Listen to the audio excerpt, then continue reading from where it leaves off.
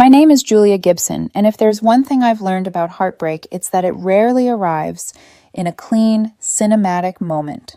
It seeps in slowly like water through drywall, quiet, subtle, until suddenly everything collapses at once. But the night it finally happened, yeah, that one was loud.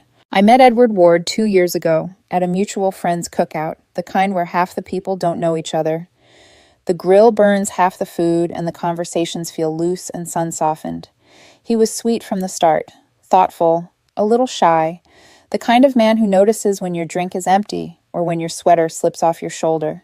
Back then, Edward was still recovering from a breakup with Jade Rivers, his former coworker, and the kind of woman who walks into a room and immediately becomes the gravitational center. Loud laugh, wild energy, a constant spark. Too much spark, really. They had been toxic for each other. His words, not mine.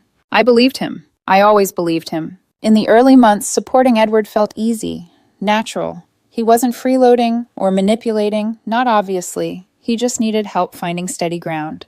I listened when he vented about Jade. I helped him move out when he couldn't afford movers. I covered his half of rent just for a month or two when he lost his job at the agency. But back then, I wore my loyalty like armor. I didn't realize yet that armor can also be a cage. Last winter, Edward came down with the flu, one of those fevers that knocks the world sideways. I took days off work, made soup, sat through the shows he liked, even though they made me want to peel my skin off. He'd smile weakly and say, "You're too good to me, Jules." That line felt warm then. Now it feels like a warning sign I ignored. Over time, the cracks formed. They always do. Edward started hanging out more with his old coworkers, including Jade. He said it was harmless, professional, nothing to worry about. But I would catch subtle shifts in him. Distracted smiles, late replies, nights out that ended with vague excuses and a faint smell of cigarette smoke he didn't usually carry. Whenever I asked, he'd sigh like I was being dramatic. "Julia, I just need space. You're smothering me." I'd back off. I always backed off. I thought patience was proof of love. Turns out it was proof of how easily someone can take advantage of me. Everything snapped at a friend's party one Friday night. Chill atmosphere, soft lighting, music low enough for conversation. I arrived with Edward. Though arrived together was generous. The second we stepped through the door, he drifted away like a helium balloon I forgot to tie down. I grabbed drinks for us, made small talk, tried to pretend I didn't notice. He hadn't looked back once. 10 minutes in, I spotted him across the room. My breath caught. Because Jade Rivers, the ex, the storm, the woman who practically worships chaos, was sitting on Edward's lap. Not perched, not leaning, comfortably, casually, like she belonged there. Her arm draped across his shoulders, her fingers tracing absent circles on his collarbone, her lips close enough to his ear that I couldn't tell if she was whispering or just waiting to be kissed. And Edward. He was smiling, relaxed, making no effort to shift her off. People noticed. Of course they noticed. Conversations dipped. Eyes flickered between them and me. It felt like a spotlight opened above my head, blinding in its humiliation. I walked over slowly, no scene, no drama, no trembling voice.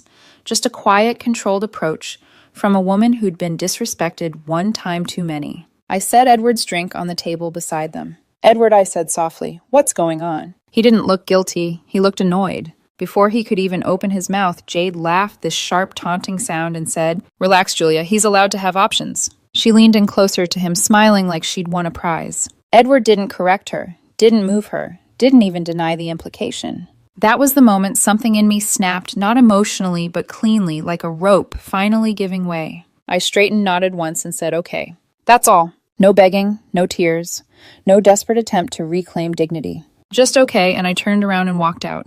Behind me, I heard Jade's smug little giggle. Edward muttered something I couldn't hear. Someone whispered, "Damn." But the night air outside felt cold and honest, like the first breath after being underwater too long. In the Uber home, my phone buzzed nonstop. "Edward, wait. Are you actually leaving?" "Julia, grow up. You're overreacting. You always run from problems." Twisted logic, classic deflection. I stared at the messages until the driver turned onto my street, then I blocked his number. Silence, a small mercy. Back in my apartment, I didn't cry. I didn't scream. I didn't break anything. I just sat in the dark trying to feel anger, but finding only exhaustion. An exhaustion 2 years in the making. I had barely drifted off when the pounding began. Violent. persistent, angry. Julia opened the door. "We need to talk." His voice slurred slightly, like he'd kept drinking after I left the party. I froze, then chose not to move. He kept pounding. "Come on, Jade was just being... whatever. You know how she is. You're blowing this out of proportion." Then his voice weakened, collapsing into tears. "Jules, please, I'm sorry. Please let me in." For a split second, the old version of me wanted to get up, open the door, soothe him, fix everything. But then I remembered Jade on his lap, the circles she traced on his chest, his silence when she declared he had options. I turned off the lamp, went to bed, let him sit in the hallway with his choices. He stayed out there until sunrise. When the knocking finally stopped, I checked through the peephole. He was gone, a crumpled note left on the floor. "Call me. We can fix this." I picked it up, tore it in half, and tossed it in the trash. That morning I changed the locks. And for the first time in a long time, I felt something that almost resembled clarity. In the days after the party, silence became its own kind of companion. Not comforting, not hostile, just present. Like a long shadow trailing behind me everywhere I went. I didn't cry. I didn't break down. I didn't even feel the rush of anger people kept expecting me to feel. Mostly I felt hollow. But hollowness is still better than being someone's emotional crutch. I spent the morning after Edward's meltdown at my apartment packing the pieces of him that had accumulated in my space, a spare jacket, his favorite mug. The cologne he never remembered to take when he stayed over. I put it all in a box and slid it into the closet. No urgency, no dramatic flair, just organization. Every so often, I'd check my phone, not out of hope, but habit. No new numbers tried to call. No emails. No friends messaging, "Hey you, okay?" Which honestly was its own answer. People avoid messes until they decide who they believe. I went back to work on Monday, sat through meetings, drafted reports, pretended I wasn't replaying the image of Jade lounging comfortably on Edward's lap like she was auditioning for the role of his replacement. By Wednesday, word had spread. Mutual friends aren't subtle. They talk. They whisper. They speculate generously and inaccurately. Mike, the friend who hosted the party, texted first. "Hey, heard about what happened. Are you okay?" Didn't want to intrude earlier. I typed, "I'm fine. Thanks." Short, neutral, final. He sent another. "Edward's been a mess since that night. Not your problem, just letting you know." That part made me pause. Not because I cared, but because I knew exactly what mess meant. Edward didn't process shame quietly. He deflected, denied, drowned himself in distractions. I imagined he was already spinning a story to protect his ego. But then the updates started coming. Not from him, but from everyone else. Apparently, after I walked out of the party, Edward and Jade didn't waste time. She'd draped herself across him the rest of the night, whispering in his ear, laughing too loudly, performing this exaggerated intimacy like she needed witnesses. 2 days later, she moved a bag into his apartment. Just temporary, she told people. But Jade never did anything temporarily. A week in, they were posting matching New Beginning stories online. Her in his hoodie, him kissing her cheek. The kind of curated spontaneity meant to sting. Except, it didn't. Something in me had already cauterized the wound. Still, the turn in their story didn't take long. Jade's chaos gets romanticized until it's pointed directly at you. She encouraged Edward to quit his job. "It's holding you back, baby." She pushed him to spend money he didn't have. "Life is short, let's live." She convinced him to ditch responsibilities. Routine kills creativity. Edward listened to every word like gospel. People told me he stopped showing up to commitments, started missing payments, clung to Jade's validation like oxygen. And Jade, she reveled in it. Until the chaos stopped being fun. 2 friends messaged me separately. "Hey, so Jade's been screaming at Edward in public. Like bad. Dude, she called him useless at brunch, loud enough for strangers to turn." Another wrote, "He looks drained, and she's Jade." And then the final trigger. Jade cheated on him with someone from her gym. Edward walked in on them, apparently. She told him he was too boring for her, the same insult she'd once lobbed at me through her smirk. Humiliation circles back, I guess. A week later, Jade dumped him and kicked him out of the apartment he'd signed for both of them. Rumor was, she screamed at him to get out of my new life. People in our circle went from cautiously supporting her to slowly distancing themselves.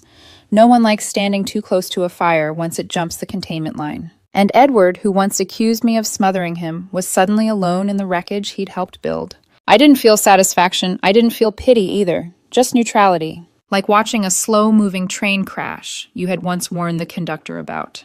The first direct ripple reached me a month after the party. My phone lit up with a message from an unknown number. "Julia, it's me. Edward, please talk to me. I really messed up." I deleted it. An hour later, another number. "Please, Julia, just 5 minutes. I need to explain." Blocked. Then another number, the next day. Blocked again. I expected him to give up. Edward had never been persistent about anything but comfort. But instead, his desperation sharpened. A voicemail arrived from a new number. "Julia, please. I don't know what I was thinking. Jade ruined everything. You know how she is. I was stupid. I shouldn't have let her. Please just pick up. Please." There was crying, shallow, controlled for effect. I recognized it instantly. Edward cried the same way when he wanted to win an argument. I didn't reply. And slowly the messages shifted tone, from pleading to indignant. "Wow, you really don't care at all. So you're punishing me now. You walked out on me. How is this my fault?" The twisty logic of someone who knew how to wound without lifting a finger. I stayed silent. Then the part I didn't expect. His family reached out. His mother called me from a number I hadn't saved. "Julia, honey, Edward is heartbroken. He said you abandoned him when he needed you most." Abandoned me. The woman who nursed him through illness, paid his rent, and endured his emotional drift for months. I kept my voice steady. "Mrs. Ward, I didn't abandon him. Please don't call again." And I blocked her too. I thought the chaos would taper off. But one night, leaving my office, the building security buzzed me. "Ms. Gibson, there's someone downstairs asking for you." My stomach dropped. Not dread, recognition. I asked, "Is it a man?" Tall, dark hair. "Yes." I exhaled sharply. "Please ask him to leave." I walked out of the building through a side exit that night, the city buzzing around me, the air cool and sharp. For the first time in 2 years, I felt something that wasn't exhaustion or numbness. I felt free, but freedom doesn't go unchallenged. Edward wasn't done. Not even close. If I had to describe Edward's behavior in the weeks that followed, I'd call it tidal. It came in waves, rising, crashing, receding. Never consistent, never calm.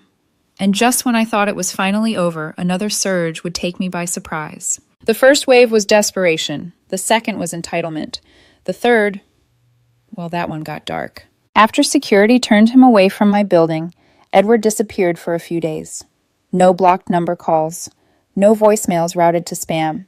No unexpected appearances. For the first time in weeks, I breathed without scanning the sidewalk or checking the corners of my phone for new notifications. Then, on a quiet Thursday morning, the surge returned. A new email. "Subject line, please." I almost deleted it without opening, but curiosity tugged at me.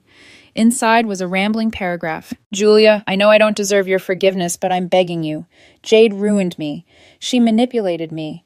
You were the only person who ever really cared, and I threw that away. Please, just meet me. 5 minutes. Anywhere you want.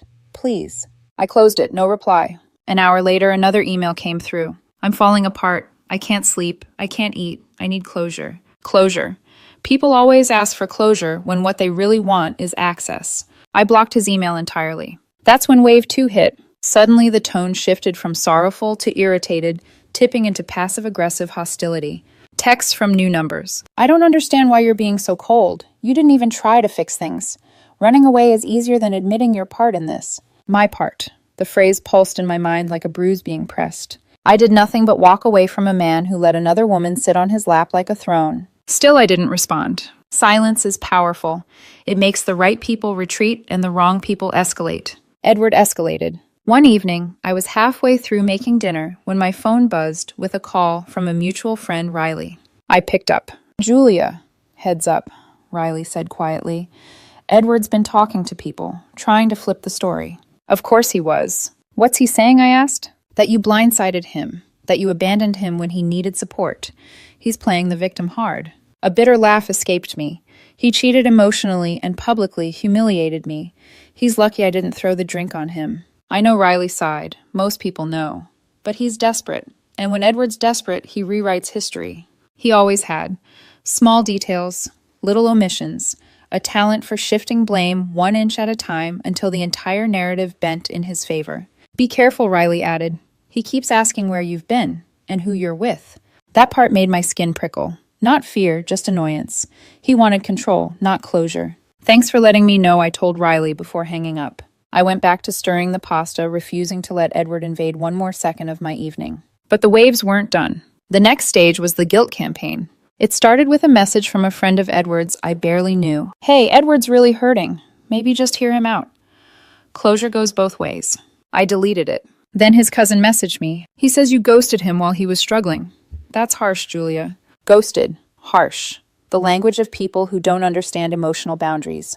Ignored. Then came the call that almost made me laugh out loud.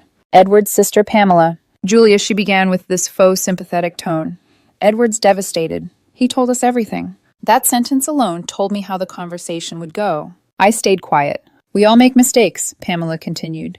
But abandoning him after all you two shared. Come on, you're better than that. There it was. The stitching of guilt with moral superiority. I didn't abandon him, I said calmly. He made choices. I'm respecting them. Pamela scoffed. He said Jade tricked him. You know how manipulative she is. You should be supporting him. Ah, the classic men are helpless victims of beautiful women narrative. I kept it polite, Pamela. Thank you for calling, but I'm not responsible for Edward's choices or his consequences. Please don't contact me again. Then I ended the call and blocked her too. Wave 3 arrived like a storm front. The tone of Edward's voicemails shifted abruptly from pleading to angry. One voicemail. Why are you ignoring me?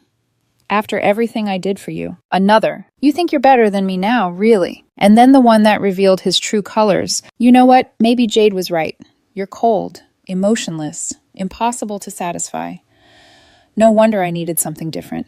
I listened to that one twice, not because it hurt, but because of how predictable it was.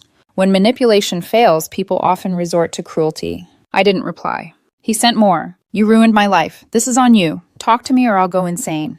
Blocked, and blocked again. By the time the messages tapered off, I had already begun piecing myself back together. I started going on evening walks, signed up for a photography course I'd been putting off, reconnected with friends I'd unintentionally drifted from. And slowly I met someone new. His name was Samuel Hale.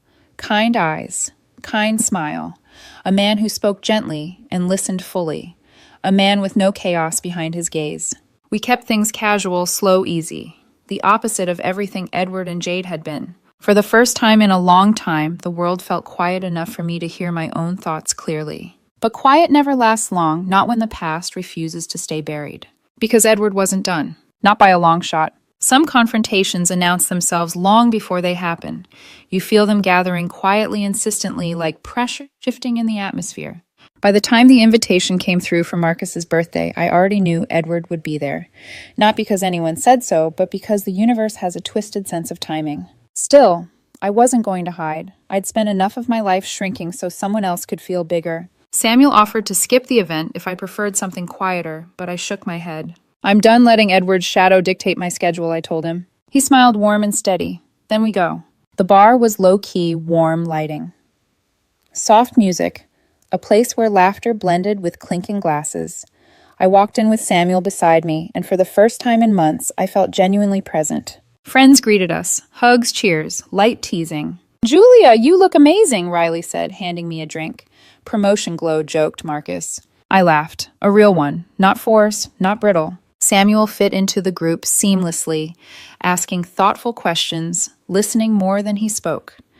Every now and then, he would touch the small of my back, not possessive, just reassuring, grounding. I didn't notice Edward walk in, but I noticed the silence that followed. It rippled outward, subtle at first, then unmistakable. Riley's gaze flicked over my shoulder. Marcus's smile faltered. Samuel stopped mid-sentence. I turned, and there he was. Edward Ward stood in the doorway, shoulders slumped, hair, unkempt, shirt, wrinkled like he'd slept in it. The charisma he once relied on so heavily had drained from him. His eyes looked hollow, like someone who'd been losing a fight with himself. He spotted me instantly. For a moment, hurt flashed across his face, raw and filtered. Then something like hope. He walked toward me with a frantic determination, weaving through the crowd, ignoring the looks people gave him. Julia, he breathed, like my name itself was an escape hatch. Thank God. I've been looking everywhere. Conversations around us muted. Eyes shifted. Samuel straightened. I held my ground. What do you want, Edward? He swallowed hard, voice trembling.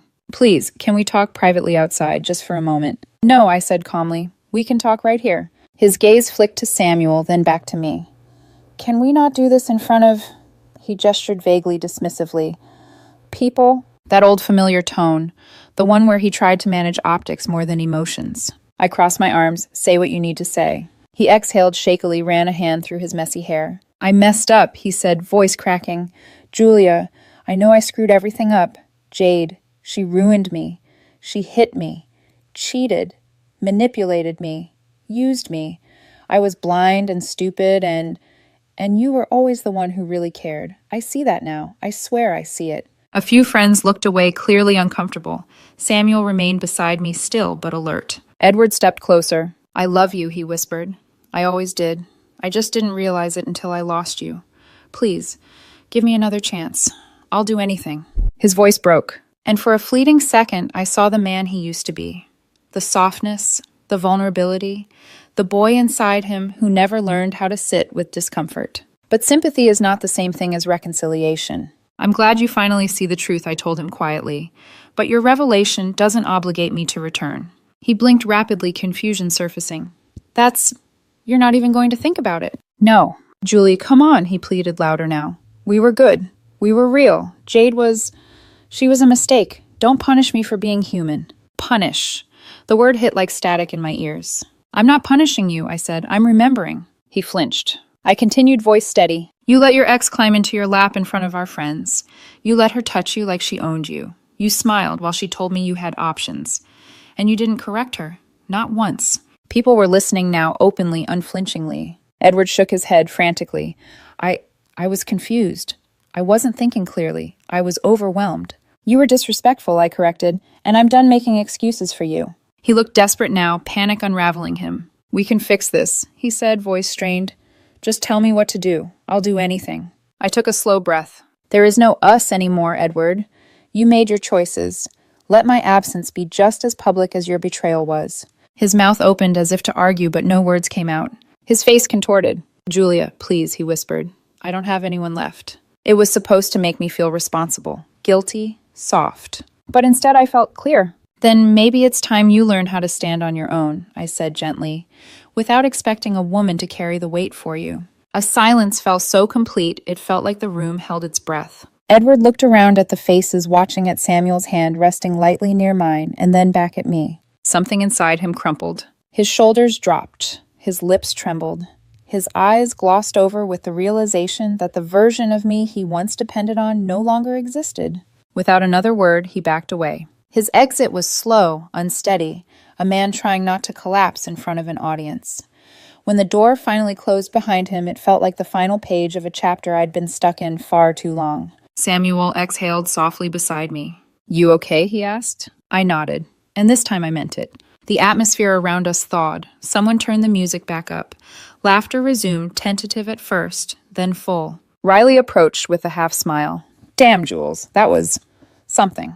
Long overdue, I replied. Samuel took my hand, not asking, not assuming, just offering support. And for the first time in years, I didn't feel like I was bracing for impact. I felt free. People think closure is an event, a conversation, a final text or final scream or final apology that somehow makes the past behave. But real closure is quiet. It happens in the small, unremarkable moments when you catch your reflection and don't see the same tired version of yourself staring back. When your heartbeat doesn't spike at a number you don't recognize. When you walk into a room and no longer scan for ghosts. For me, closure arrived slowly, gently, like morning light creeping under a door. In the months after that night at the bar, after Edward's tearful unraveling and the soft click of the door behind him, life didn't magically transform. That isn't how healing works. But things shifted. I slept through the night without flinching at sounds in the hallway.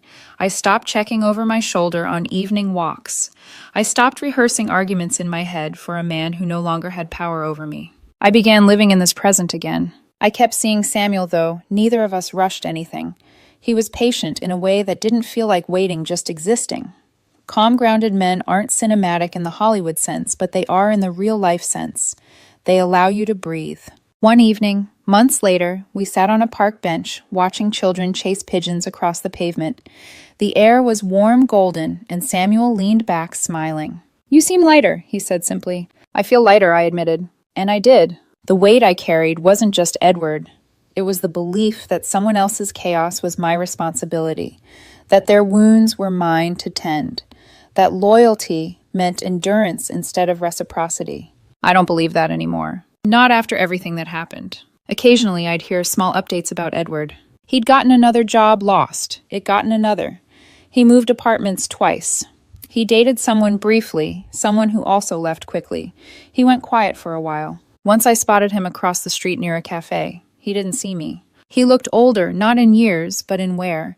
A man who had learned too many lessons the hardest way possible. For a moment, I felt something I hadn't expected. Not anger, not satisfaction, not pity either. Just distance. The kind of distance that comes when a chapter truly finally ends. One night I found the old box I'd packed with Edward's belongings. His mug, his jacket, little fragments of a life that used to overlap with mine. I'd forgotten it was even there. I opened it half expecting some pang of nostalgia or melancholy. But all I felt was neutrality. So I closed it again, carried it to the dumpster behind my building, and let it go.